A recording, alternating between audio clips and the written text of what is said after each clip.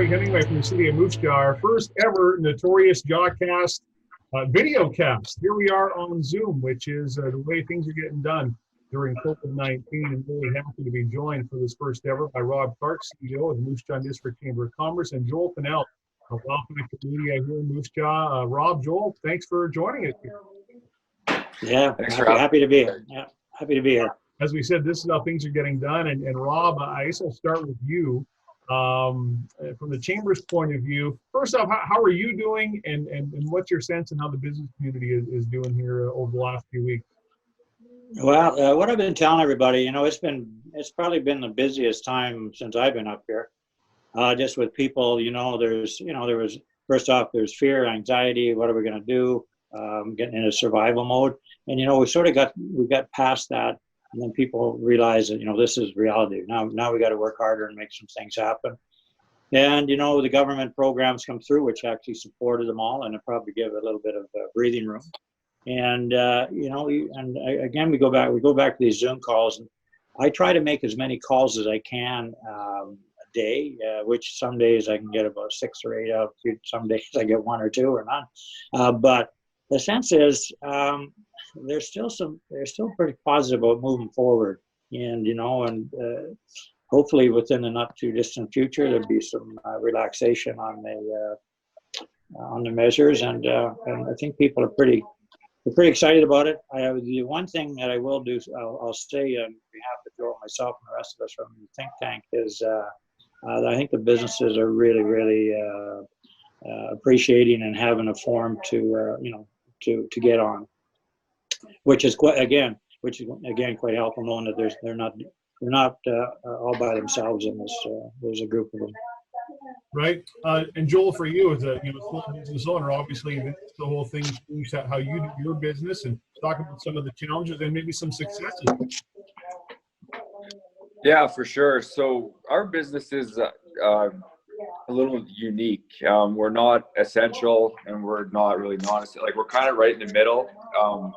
We can still operate, being that we're digital marketers. We can still stay connected. We were able to set up our offices and work as normal. So we made it a goal as a business when this COVID-19 stuff all started to unfold, is like, obviously it's not a good time to be out there and selling people and all this stuff like that. So we're like, our goal and our North Star should be, let's do whatever we can to help all businesses stay in business. It's a tall task, and a lot of businesses, unfortunately, we might lose some over the next little while, but we wanted to be able to do whatever we could to help. So that's really why we started this partnership with Rob at the Chamber, and then Jessica McNaughton as well, who's really stepped up. We decided, if we can get all businesses together and we can pool our resources, there's a good chance that businesses will come out of this healthier than expected.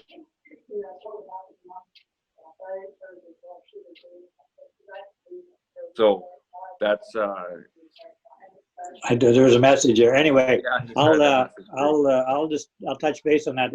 Quite an interesting story is, I was sitting around here. I think all of us are sitting around here, and now more than ever was an opportunity for us, responsibility for us to create possibilities for anybody that's affected with and experience the COVID situation going on. So I was sitting at my desk thinking about it. Joel sent me a text or a phone call within 20 minutes, and then 10 minutes later, Jessica says, "Let's start these Zoom seminars."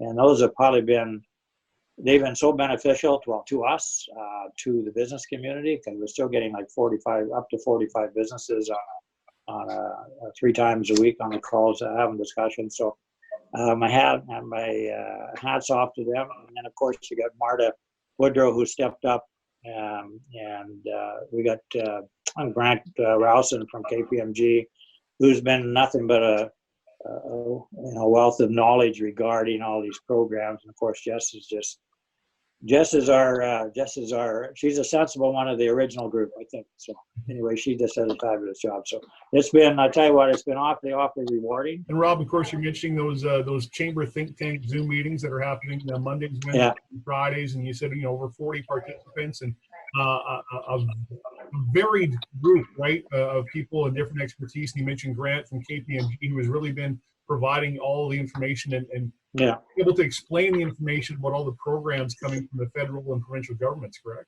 Yeah.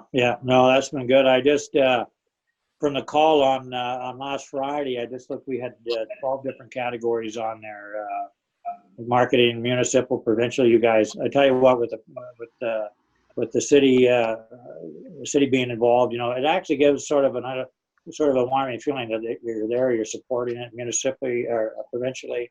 You're clothing retail. We got automotive. And Joel, I guess from there we'll take it to a couple of things that. Well, let's start first with the No Business Left Behind, the Facebook page, and what its goal is and how we can grow.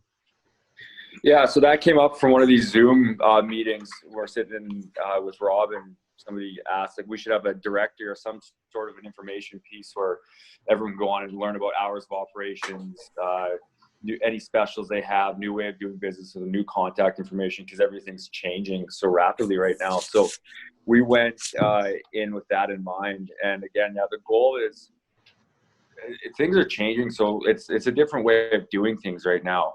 And I think as a community, we've defined our success as community success now. It's no longer, and my business needs to do this to move forward. It's like, what can we do together to move everyone forward? Yeah, the idea was to make it a community piece where people can go on and share, and then it's the individuals in the city can go on and see the different specials as well, share it out. The more users we have, the better. So if you're not following No Businesses Left Behind, like, please go on and join the group. It worked so well in Moose Jaw that we did one in Saskatoon and Regina, and they're having a lot of success as well. It's just, yeah, everyone's pulling together. It's really interesting. Like, not saying that typically it's your line of sight is just your own success, but we're seeing, like, Moose Jaw becoming, I feel anyways, more tight-knit. People are making more connections than they ever have within the business community. And coming out of this, I think it's going to make us that much stronger.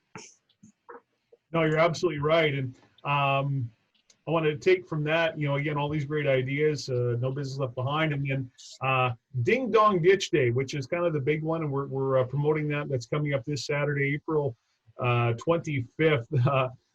First off, for those that may not be familiar with the term, Ding Dong Ditch is what? Ding Dong Ditch is a game that I'm sure most kids have played, and if you haven't, you might have called it something different. I remember hearing Nicky Nine Doors was one of the ones back in the day. But what it was being a neighborhood pest. Basically, you would walk up to someone's door, and a lot of times we picked on the grumpy neighbors, and we would ring the doorbell and then run and hide and watch them come to the door and answer, and no one be there, and then get a good laugh out of it. So that's what Ding Dong Ditch is. Yeah, it's funny you mentioned that. I know. Yeah, I think I knew it by the name of Rap Jack. Okay. And then played it back in the 80s, and unsuccessfully to a point, because my cousin and I did it, and we actually went to the same house like 4 times in a row, which was not really the most intelligent way to play Rap Jack or Ding Dong Ditch. Yeah. If you don't want to get caught. Rob, what was it called back in your day? I was going to say 50s and 60s. Let's just go 60s. It was called Knocky Nine Doors. Okay. Or something. Anyway, that's what it's called. I usually got caught because I wasn't really swift. I was street smart. I was able to talk my way out of it. That doesn't surprise me at all. That was a while ago. So anyway, we've taken this idea and turning into a positive thing on the 25th. Joel, tell us what we're supposed to do. Yeah, so the idea is simple. What originally came of it is we're like, too bad there wasn't a Christmas in April, because if there was a Christmas in April, then everyone would have a little shot in the arm to the economy. So let's just make a day up. Let's come up with something fun that we can do. We wanted to really show our gratitude to these non-essential businesses. Don't get me wrong, the frontline workers and everyone, they're the true heroes. But at the same time, these non-essential businesses have the uncertainty and the stress and everything that they're going through is crazy. And at the drop of a hat, they've put their livelihoods on hold. They've just said, okay, I'll follow all the rules. We're shutting our doors, whatever that looks like, to keep us all safe. That's a very, very powerful thing. This is what, puts food on on their tables, and they just, without question, without any argument, they're like, yeah, let's do this. So it's a way to really thank them for putting their lives on hold. And what we want to do is spur a day. So leading up to it, do your shopping. So spur a day like Christmas where you have gifts now and you're giving them to people. And the idea was you haven't seen neighbors in a while. You haven't seen somebody, leave them a note, surprise them, get it delivered. Or, if you're doing it yourself, make sure you're following all the necessary COVID-19 protocols, be safe that way, because the last thing you want to do is break any of those rules. But yeah, leave us a funny note, ring the doorbell, and take off, and watch them grab it and open it and have some fun with it.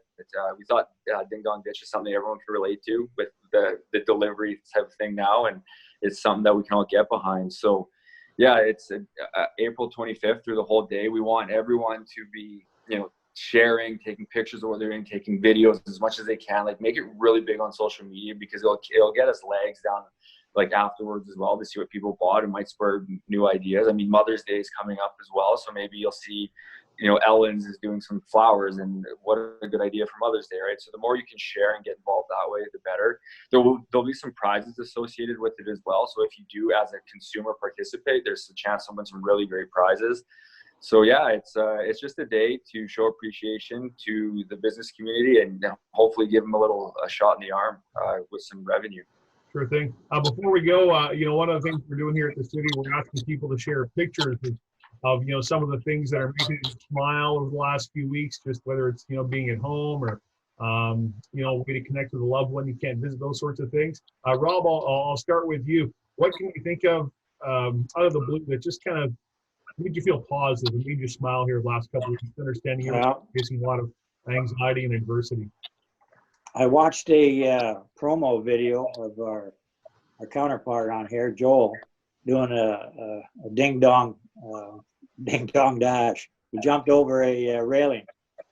He didn't come down gracefully, but he got up and kept on running. So anyway, I still smiled. As soon as I was looking at him today there, I wondered if he's hurt or not. But anyway, there's been a couple of videos that have gone out just on the Ding Dong Dash Day, and you know what, those things made me smile. And then of course, just talking to family and everybody seems to be safe and healthy. So I mean, it's all good.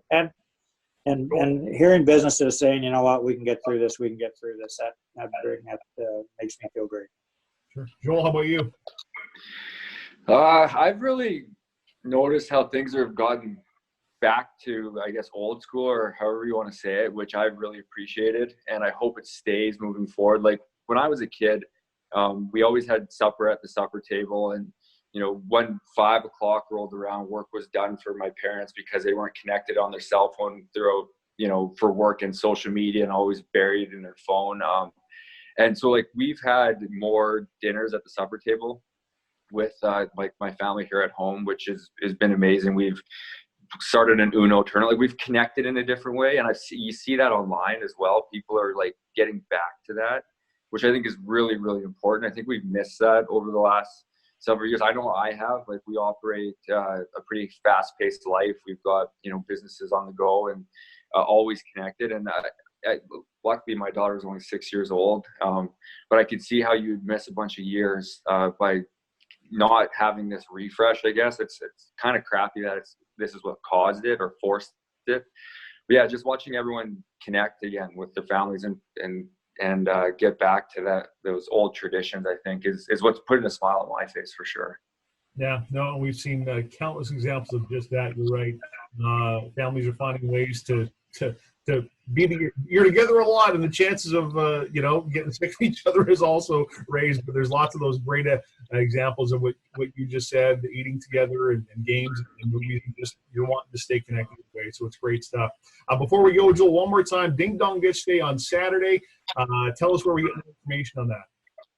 So you can find it on No Businesses Left Behind on Facebook. There's information on Instagram as well. But I mean, all businesses, they're going to be also sharing their stuff out and getting involved. So you'll see it online, but it's simple. Yeah, just buy something from a local business. That's the key. It has to be a local business. Make sure you're following all the proper COVID protocols while doing the delivery. And yeah, just share it out, have fun. And yeah, let's, if what we're planning on doing probably another day in the future if this goes really well for businesses. So let's see what comes of it. All right, Joel Pinel from Wow Factor and Rob Clark, CEO of the Moose Jaw District Chamber of Commerce. Thanks for joining us in the first Notorious Jawcast Zoom edition, and I know we'll talk to you soon. Thank you. Yeah, thanks for the opportunity. Take care, Craig.